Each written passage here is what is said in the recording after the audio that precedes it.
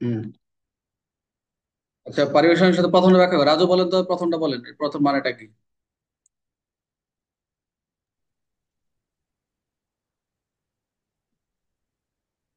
শোনা যাচ্ছে না আপনার কথা। আপনার কথা শোনা যায় না, আবার বলেন। প্রথমটা বলেন, এই প্রথমটার মানেটা বলেন রাজু, এই যে প্রথমটা সবারই ধরতেছে। সম্পদ বা সম্পত্তি এই গান লাভে। শুনবো পরে, এক ক্লাসটা শেষ করি, রেকর্ড হচ্ছে, পরে শুনবো গান। পরে শুনবো, হ্যাঁ। পরে দেখি গান কত পারেন। হ্যাঁ, এই প্রথমটা বলেন, রাজু বলেন। রাজু মিউট, আনমিউট হন, শোনা যাচ্ছে না।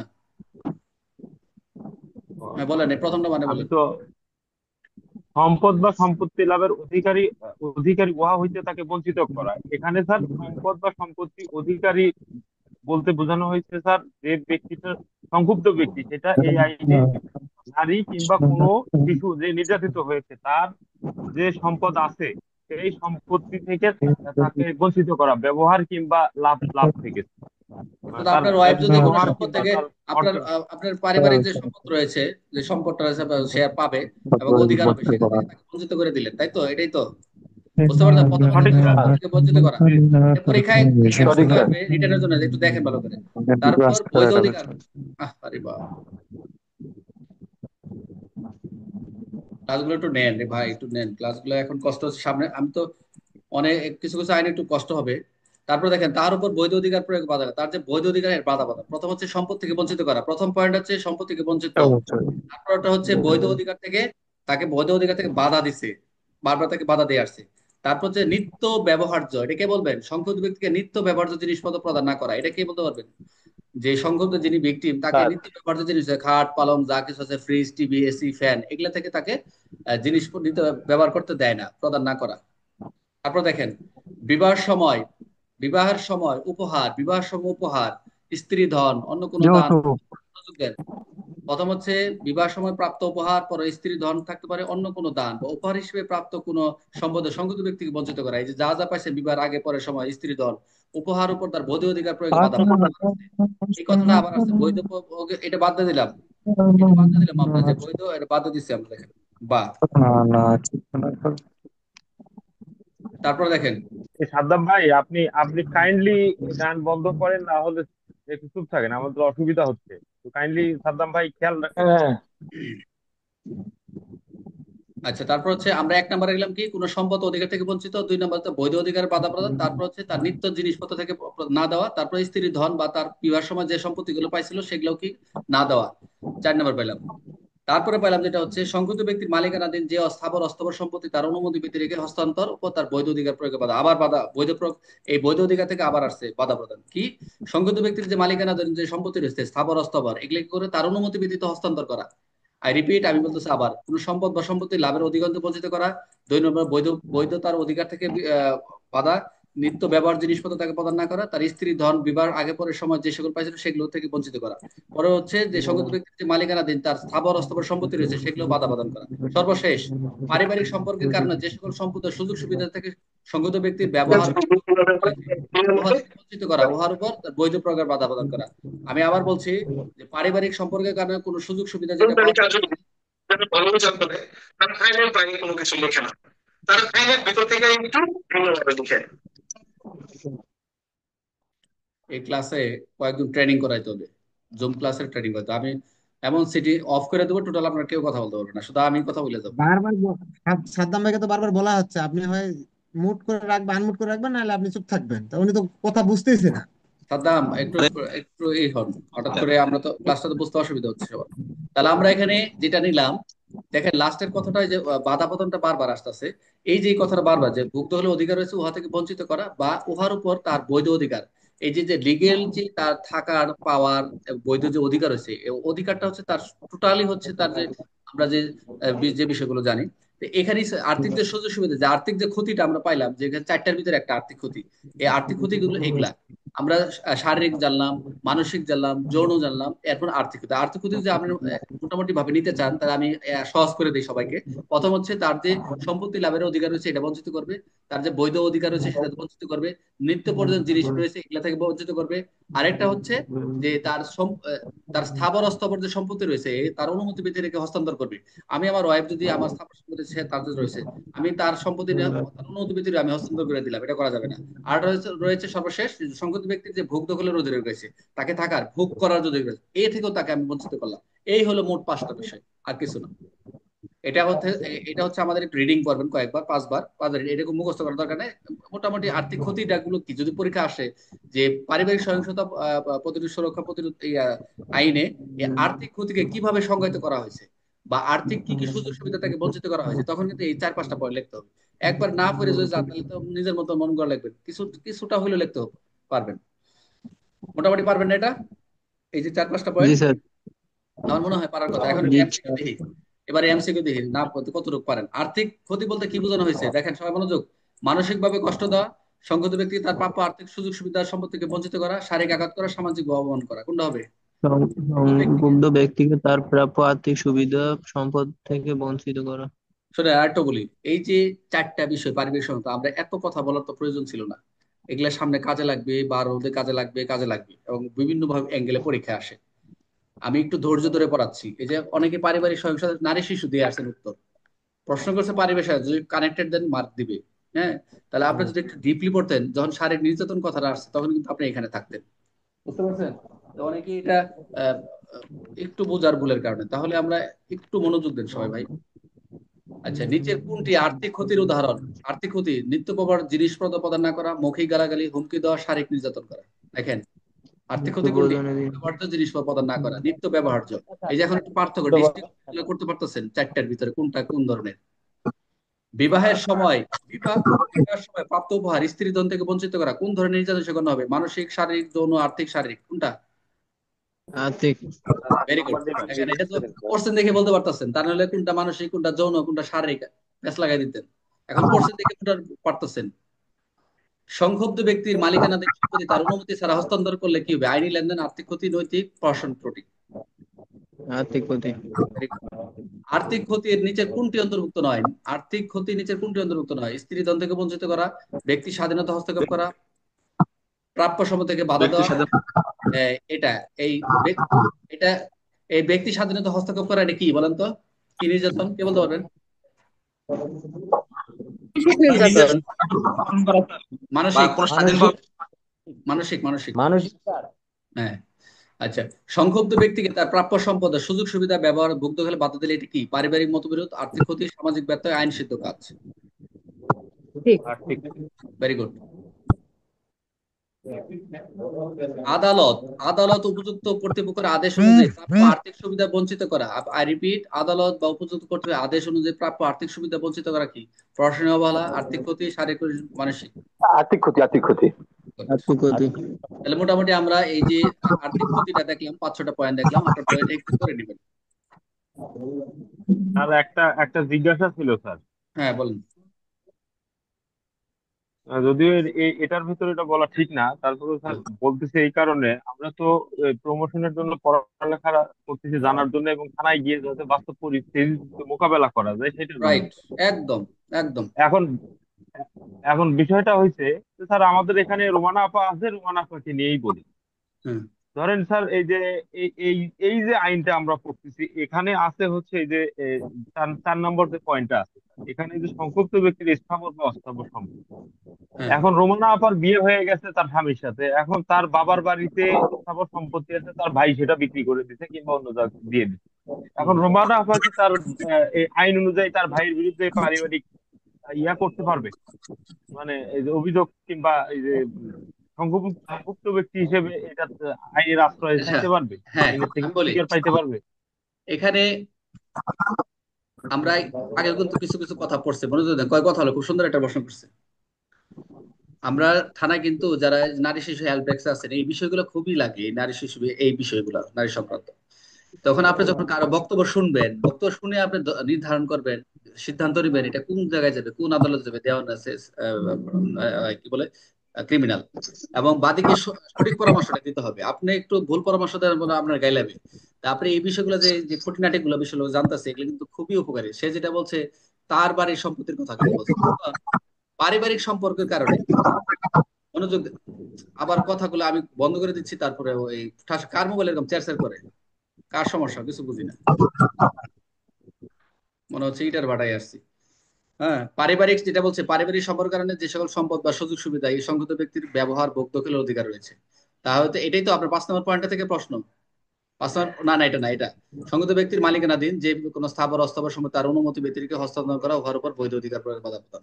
এখন এটা কিন্তু সরাসরি আপনি বিয়ে করে যাকে নিয়ে আসছেন, এখন তার কিন্তু কিছু পৈতৃক, যেটা আপনি বলেন যে সে পাইছে, তার কাছে আছে বা তার নামে আছে, সে লিখিত করতেছে। এখন এটা তো কিছু দলিল কাগজপত্র তো আপনার কাছে থাকেই, থাকে না? পারিবারিক থাকে না?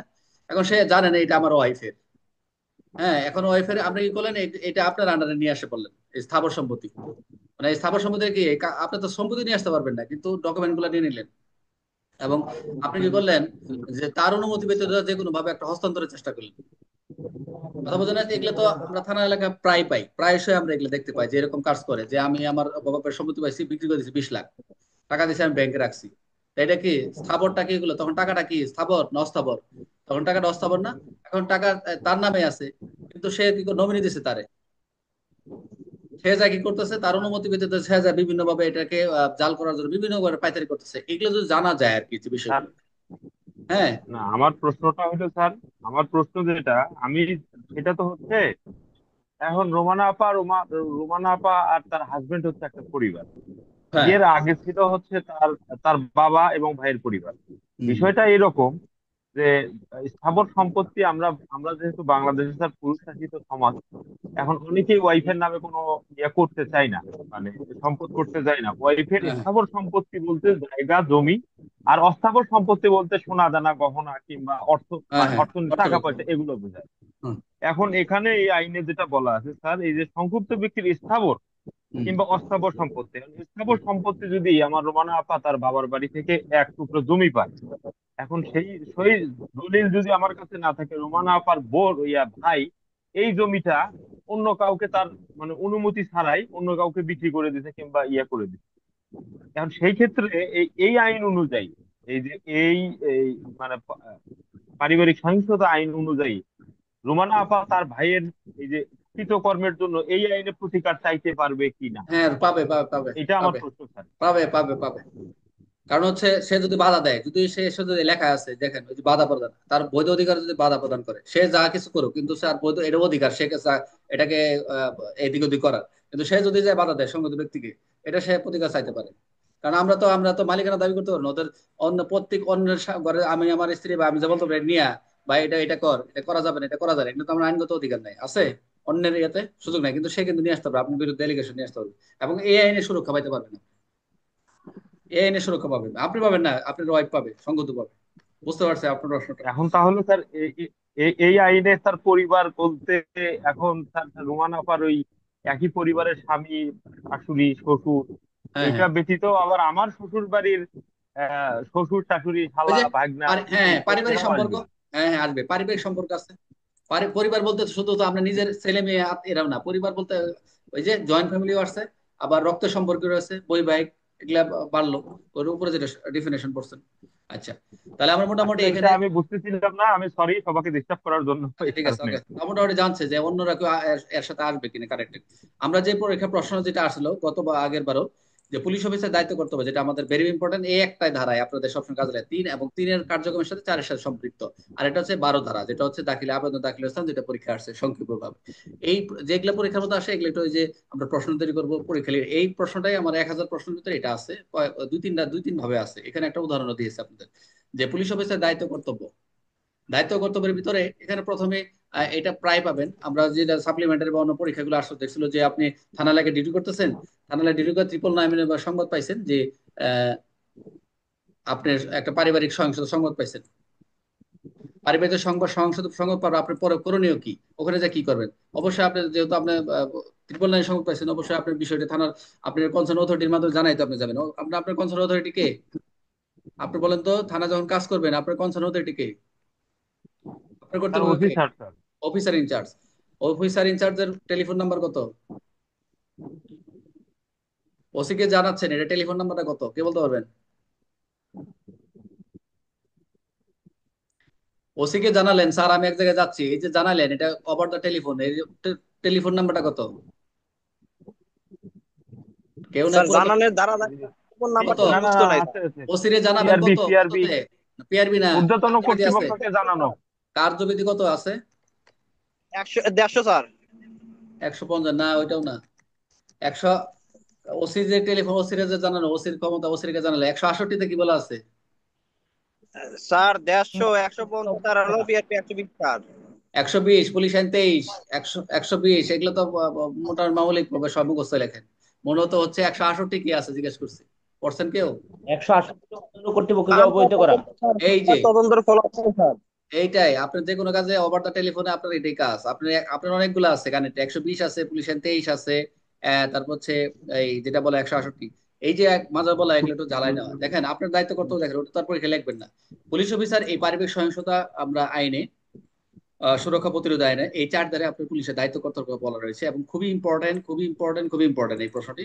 এখানে যে বিষয়গুলো রয়েছে যে আপনি যে কোনো ভাবে আপনি যদি, পারিবারিক সহিংসতার কোনো সংবাদ প্রাপ্ত হন, পারিবারিক সহিংসতা যে স্থানে ঘটেছে, যে স্থানে উপস্থিত হওয়ার কারণে যদি জানতে পারেন, আপনি উপস্থিত হয়ে কোনো ভিকটিমের বা সংবাদ ব্যক্তির ঘটনা পুরোটা শুনে যখন বুঝবেন যে পারিবারিক সহিংসতার শিকার হয়েছে, তখন নিম্ন বর্ণিত যে বিষয়গুলো রয়েছে সেগুলো আপনি জানাবেন। তাকে কিভাবে জানাবেন? প্রথম হচ্ছে সে এই আইনের প্রতিকার পাওয়ার অধিকার, এই আইনটি রয়েছে, এই আইনে অনেক প্রতিকারের বিষয় রয়েছে সুরক্ষার জন্য, সেটা প্রথম হচ্ছে প্রতিকার পাওয়ার অধিকারী। পরেরটা হচ্ছে চিকিৎসা সেবা, তাকে যদি মারধর করে, ওই যে শারীরিক ওই যে পারিবারিক সহিংসতা, যে পারিবারিক সহিংসতা বলতে যে 4টি বিষয় রয়েছে, এর ভিতরে যদি কোনো ধরনের শারীরিক নির্যাতিত হয়, তাকে এই আইনে তাকে চিকিৎসা দিবেন আপনি, সেখানে অথবা প্রাথমিক মেডিকেল চিকিৎসার জন্য ব্যবস্থা করবেন। আর হচ্ছে প্রয়োগকারী কর্মকর্তা, যেটা আমরা মহিলা বিষয়ক সময় আমরা পড়েছি, প্রয়োগকারী কর্মকর্তা যে সেবাটা পাবে আমরা পড়েছি, সেই প্রয়োগকারী কর্মকর্তার যে সেবাগুলো রয়েছে, কি কি সেবা, ওগুলো আমরা আলাদাভাবে আমরা করবো, সেই সেবাটা পাবে। আরেকটা হচ্ছে লিগেল এইডের কথা বলা রয়েছে, আইনগত সহায়তা প্রদান। যে লিগেল এইড, এই কার্যক্রম মোটামুটি লিগেল এইড গুলো ম্যাক্সিমাম করে। লিগেল এইড থেকে বিনা খরচে যে পরামর্শ এবং সহায়তা পাবে সেটা এখানে আলোচনা করা হয়েছে। আই রিপিট, প্রথম হচ্ছে এই আইন অনুসারে প্রতিকার পাবে, প্রথম হচ্ছে প্রতিকার, তারপর 2 নম্বর হচ্ছে চিকিৎসা, 3 নম্বর হচ্ছে প্রয়োগকারী ক্ষমতা, প্রয়োগকারী থেকে চিকিৎসা, তার 4 নম্বর হচ্ছে লিগেল এইড, 5 নম্বর হচ্ছে অন্য আইন অনুসারে প্রতিকার, অর্থাৎ শুধু নট অনলি পারিবারিক সহিংসতা, অন্যান্য যদি কভার করে মাইনর অ্যাক্ট বা অন্য আইনে যা রয়েছে, অ্যামনেস্টি ইন্টারন্যাশনাল বা অন্যান্য যে হিউম্যান ডিক্লারেশন বা অন্যান্য যে সংবিধান, যা যা আইন আছে, যদি সুরক্ষার বিধান থাকে অন্য আইনও পাবে এক কথায়।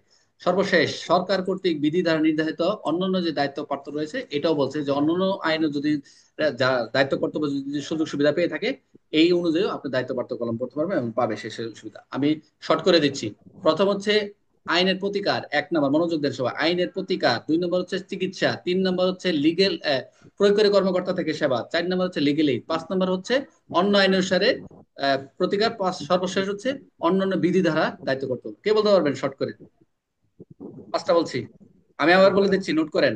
প্রথম হচ্ছে প্রতিকার, প্রথম হচ্ছে প্রতিকার পাওয়ার অধিকার, 2 নম্বর হচ্ছে চিকিৎসা, 3 নম্বর হচ্ছে প্রয়োগকারী কর্মকর্তা, 4 নম্বর হচ্ছে লিগেল এইড, 5 নম্বর হচ্ছে অন্যান্য আইন থেকে প্রতিকার, 5 নম্বর হচ্ছে অন্যান্য বিধি ধারার দায়িত্ব কর্তব্য। কে বলতে পারবেন? পারবো স্যার। বলেন, এই যে আপনি বলেন, 5টা একদম শর্ট করে বলছি। তারপরে অ্যাডমিন অন্যান্য সবাই রেডি থাকেন, বললাম যে এই যে এই নামটা কি, এই যে 88240353 কি পড়বেন, নাম কি?